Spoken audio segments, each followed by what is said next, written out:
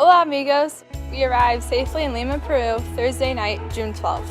Then we drove to Pat's Place in Lima, a home for mothers and their children, where we stayed throughout our visit. Each morning we would get up and eat breakfast together and do devotions, and Mark would lead us in a few songs, and then each of us had a chance to lead devotions. It was my first time leading devotions, so at first I was a little intimidated, but once I did it, I really knew that I was growing in my ability to communicate the gospel. After we did devotions, we would load up the bus and head out to whatever place we were going to next. On Saturday, we drove to Grace Church in Pachacute, where we planted in the garden to help feed those in need.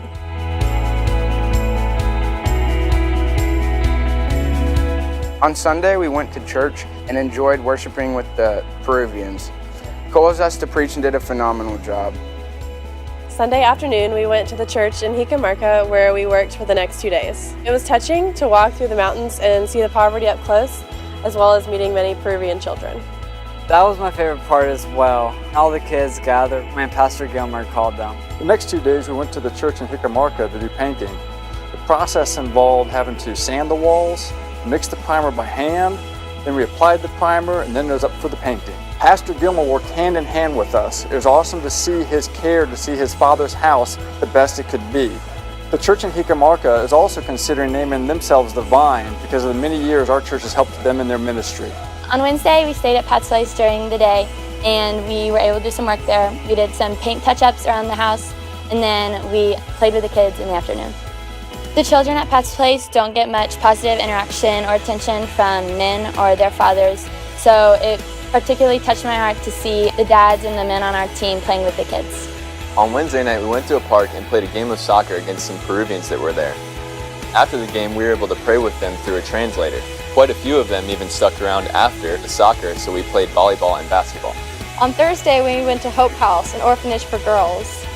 There, the girls made various crafts while the boys were in the kitchen making an all-American lunch for the girls. My favorite part of the trip was when I got to paint the children's faces. The best part was seeing them smile when they got to see their photo. So on Friday morning, we went to a Peruvian school, went into the individual classrooms and evangelized to the kids.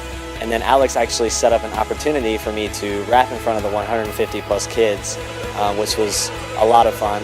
The kids seemed to enjoy it, and it was definitely amazing evangelizing to the kids through a unique way.